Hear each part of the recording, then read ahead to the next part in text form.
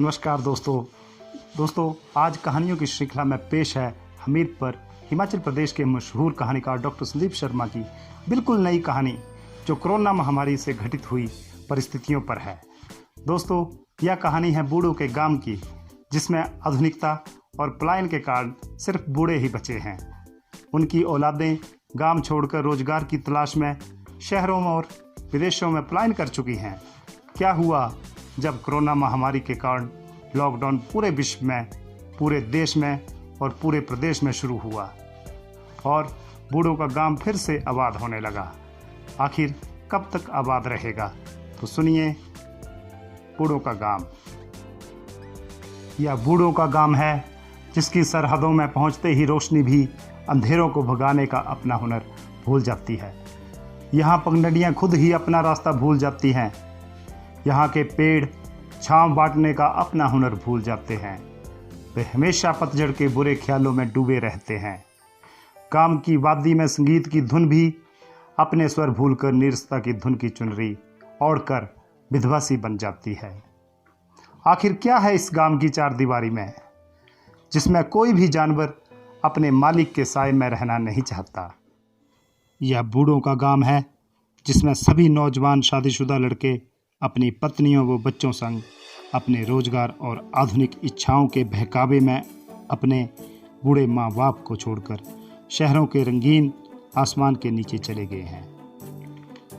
कुछ वर्ष पहले छेतूराम ने अपने इकलौते लड़के के घर छोड़ने के समय साफ शब्दों में अपनी इच्छा बता दी।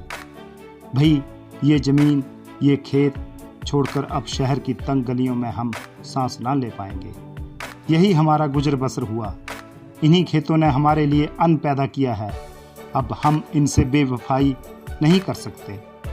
अभी भी हमारी आत्मा इसी गांव की सरहद के पिंजरे में खुशी खुशी रहना चाहती है। माटी की खुशबू हमें हमेशा पुकारती रहती है।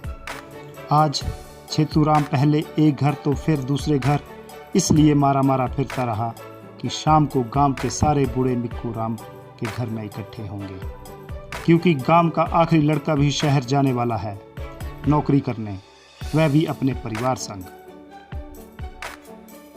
छेतूराम इसी विषय के साथ सबको संदेश दे रहा था कि गांव के इस आखिरी लड़के का गांव से बाहर नहीं जाने देना है।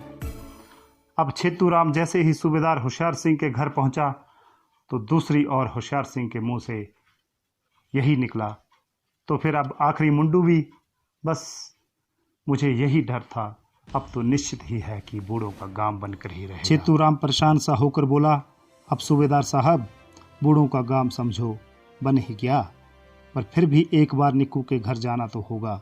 आखिर यह रस्म हम कब से निभा रहे हैं। बिलत्तू हल्दू छिनिया के लड़कों को भी मनाने हम गए तो थे ही, तो फिर आखिरी में अब निक्कू के घर में भी हो ही आते हैं। वैसे मैं भी अभी बिलत्तू के घर होकर आया हूँ, तो उसका कहना था कि हमें अब कोई हक नहीं है किसी को समझाने का, क्योंकि हमारे बच्चे भी तो हमें छोड़कर शहर बस गए हैं। रिटायर्ड सूबेदार बोले, बात बिलत्तू की बिल्कुल सही है। जब हम अपने बच्चों को समझा नहीं पाए तो फिर दूसरों के बच्चे को किस मुंह से रोकोगे? और अब हम किस किस को रोकते, या कोई हमारे साथ ही नहीं हुआ, सभी के साथ ऐसा हो रहा है। छेतूराम ने अगला घर भी जल्दी से नाप डाला।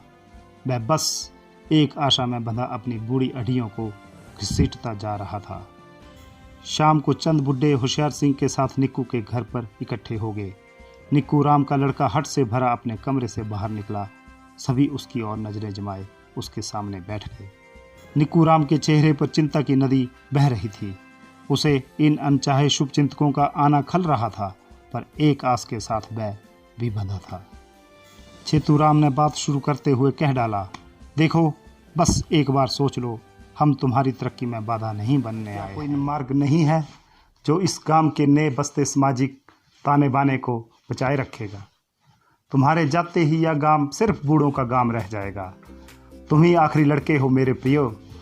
वैसे तुम यह कह सकते हो कि हम अपने लड़कों को तो रोक नहीं पाए और अभी दूसरों को गांव में रुकने की दुहाई दे रहे हो, और फिर भी हम ये करना चाहेंगे। निक्कू राम के लड़के के चेहरे पर चिंतन की पतली लकीरें उभरने लगी, पर वह चुप रहा। अभी बात चल ही रही थी कि लड़खड़ाते हुए फिल्लू राम ने प्रवेश किया। क्या रोना रोआ दे सारे, पंछी उड़ी गए। अब 2-4 जो सांसें बची हैं उनके सहारे चैन से रह लो। जब गांव में पहली बार सड़क आई थी तो हमारे सभी बुजुर्ग उस बड़ी मशीन को देखने गए थे।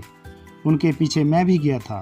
तभी श्यामुताऊ ने एक ही बात कही थी जो मेरे कानों पर पड़ी थी कि बस जिस तरह से यह मशीन बड़े बड़े पेड़ों को जड़ों समेत उखाड़ रही है, ठीक इसी सड़क में से फिर ख्वाहिशों की नदी बहेगी और हमारी संतानें इस नदी में उभरती सुंदर किश्तियों में बैठकर लंबी यात्राओं पर निकल जाएंगी। आखिर निकुराम का लड़का सारे प्रलोभनों को ठुकराकर शहर निकल गया था। बूढ़ों के गांव के नाम की तख्ती सड़क के किनारे देखकर हैरानी से कुछ लोग कभी कभार गांव की सरहद में आ धमकते थे। इसमें चाहे गांव में सबके बाल काटने वाला नाई हो, या फिर गांव में कुछ एक के घर दूध देने वाला हो, या फिर गांव के पास की सड़क से गुजरने वाला गाड़ियों का हॉर्न हो। एक दिन बूढ़ों के गांव में नौजवान कंबल बेचने वाले ने प्रवेश किया। गांव का सन्नाटा उसे चिल्लाता हुआ गांव में घुसने से रोक रहा था, पर उसके कदम नहीं रुके। उसकी पहली मुलाकात फिर छेतूराम से हो गई। छेतू ने अपना प्रलोभन जाहिर कर दिया। बात ऐसी है भाई, जिस गांव में तुमने प्रवेश कर दिया है वह कोई आम गांव नहीं है, या तो बूढ़ों का गांव है। अभी यहाँ तुम्हारा इतना मान सम्मान होगा जो शायद तुम्हें किसी और सभ्यता में जाने पर भी नहीं होगा। तुम यहीं रह लो, सुबह शाम गांव से कंबल बेचने चले जाया करो। बस तुम हमारी स्थिति समझ गए हो ना, तुम फायदे में रहोगे। तुम्हारा विवाह भी इसी गांव से हो जाएगा। तुम्हें रहने व खाने पीने की कोई समस्या ना होगी। तुम्हारा इज्जत मान रहेगा। बस फैसला कर लो, ना तुमसे कोई किराया लेगा और तुम सब परिवारों के सदस्य बनकर रहोगे। कंबल वाला जहाँ भी गया उसे ऐसा लगा जैसे वह किसी का मेहमान हो। कंबल चाहे बिके या ना बिके, पर उसकी सेवा में कोई कमी ना हुई। उसके लिए हर किसी ने प्रलोभन दिया। कंबल वाले को भागने में देर ना लगी। फिर गांव की फिदा बदलने लगी। नेपाली परिवार अपने 4 बच्चों संग गांव की सरहद में अपने लिए जमीन तलाशने की लालसा में प्रवेश कर चुका था। बस जैसे बूढ़ों के गांव में उत्सव की फिजा फैल गई। उनका स्वागत मानो इस तरह से होने लगा जैसा वे भगवान के भेजे दूत हो। उधर नेपाली दीनाराम और पत्नी कुमली को समझ नहीं आ रहा था कि जैसे वे बलि के बकरे हों जिन्हें मारने से पहले खिलाया पिलाया जा रहा है। उनके बच्चों के हाथ उन पुराने खिलौनों से भर चुके थे जिन्हें इन बूढ़ों के नाते नातियाँ छोड़ गए थे। ये बात तो तब समझ लगी जब नेपाली परिवार ने चहुं और बंजर खेतों को देखा। उजाड़ गांव में भला उजड़े खेत ना हो या भला कैसे हो सकता है। नेपाली परिवार को भी वहां से भागने में देर ना लगी। जब एक के बाद एक बूढ़ों के प्रयास खत्म हो गए और उन्हें यह एहसास हो गया कि वह अंधियारा सचमुच में ही उनके आसमान के नीचे झोंपड़ी बनाकर रहने आ चुका है, तो फिर छेतूराम ने आखिरी फैसला ले लिया कि बस आज से कोई भी किसी भी बाहरी व्यक्ति के काम में आने पर परेशान नहीं होगा। उन्हें इस इच्छा का परित्याग करना होगा कि गांव फिर से आबाद होगा। छेतू की बात से कोई सहमत नहीं हुआ। सभी ने कहा कि वे इस इच्छा का परित्याग नहीं कर सकते। यह उनका कर्म है कि वे मरते दम तक उनका इंतजार करेंगे। ईश्वर कभी तो उन्हें वापस भेजेगा।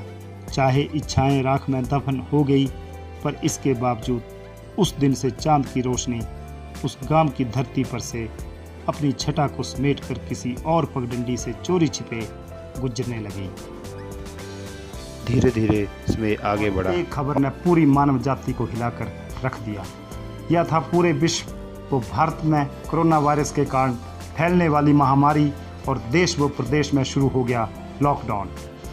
बस लॉकडाउन की खबर के बाद बूढ़ों के गांव के ऊपर नीला आसमान लौटने लगा। पक्षी उस आसमान में लौटने नामात्र खेतों में गेहूं की बालियों को चुराने वाले तोतों के झुंड खट पार करके गांव के पेड़ों में अपने छिपने के स्थान बनाने लगे। अचानक गांव की फिदा में बदलाव आने लगा। उधर सूबेदार जी का लड़का विदेश से कुछ दिन पहले ही गांव की सरजमी में फिर से घुस गया था। बिलैतू का बड़ा लड़का हल्दू छिनिया मनतराम के लड़के भी गांव वापस आ चुके थे। बिलैतू के घर पोते पोतरियों ने फिर से अपना घोंसला सजा लिया था। गांव की फिजा में यह बदलाव कोरोना वायरस के डर ने पैदा किया था। बूढ़ों के गांव के नाम की तख्ती सड़क के किनारे से टूट फूट चुकी थी। गांव में अब वही शोर था जो कभी 10-12 वर्ष पहले हुआ करता था। गांव के साथ बहती खड्ड में पानी की धार जैसे फिर से मचल उठी थी। बूढ़ों के गांव की फिजाओं ने फिर से नवविवाहिता की चुनरी ओढ़ ली थी। उजाड़ खेतों की माटी ने अपनी भटक चुकी इच्छा को पुचकार कर फिर से अपने पास बुला लिया था। माटी के घर में फिर से फुसफुसाहट शुरू हो चुकी थी कि शायद अब उन्हें बीज मिलेंगे और इन्हीं खेतों में इंसानी रूहें उनसे बातें करने आएगी। छेतूराम ने सूबेदार के घर प्रवेश किया तो बच्चों के शोर ने उसका स्वागत किया। आज कोरोना की वजह से यह दिन दिखा दिया। कौन तुम्हें बुरा भला कह रहा है भाई, हम तो तुम्हारे एहसानमंद हैं, बस हमारे गांव की ओर नजर न लगाना। सूबेदार हंस दिए। छेतू, तुम पता नहीं क्या सोचते फिरते हो, चाहे कोरोना हो या फिर करुणा का महासागर, आखिर हमारी औलादों को अपने खेत की मिट्टी और गांव का नीला आसमान याद तो आया। आखिर ये लोग मजबूर होकर अपनी छोड़ चुके जड़ों के निशान ढूंढने वापस तो आए। बस मुझे इसी बात का गर्व है कि इन लोगों को यह पता है कि आखिर में अपना मुल्क, मिट्टी और गांव ही काम आते हैं। चाहे बूढ़ों के गांव में बसी बूढ़ी आत्माओं ने अपने आसमान में कुछ सप्ताह अपनी जिंदगी के नए सपनों के इंद्रधनुष को उगता देख लिया हो, पर आसमान साफ होने लगा और दूर से बादलों संग नाचता बरसाती आसमान बूढ़ों के गांव के सिर के ऊपर फैलने लगा। लॉकडाउन खत्म हो चुका था। प्रवासी पंछी पखेरुओं ने अपने अस्थायी घोंसले त्याग दिए थे। बूढ़ों के गांव के नाम की तख्ती फिर से सड़क के किनारे लटक चुकी थी। धन्यवाद दोस्तों।